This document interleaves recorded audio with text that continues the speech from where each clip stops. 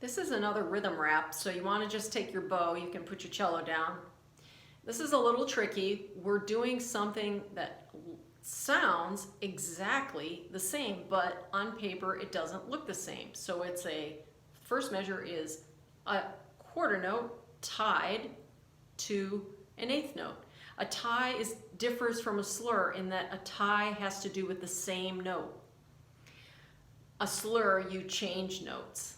But it's the same figure written on your music. It's the same diagram. So in the third measure, we're going to play exactly the same rhythm. It's just written differently, but it's still a quarter note and an eighth note combined in a quarter note with a dot next to it.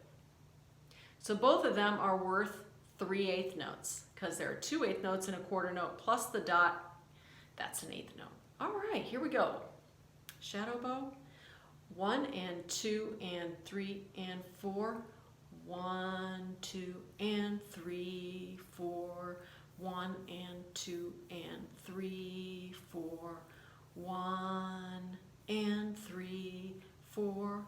1, 2 and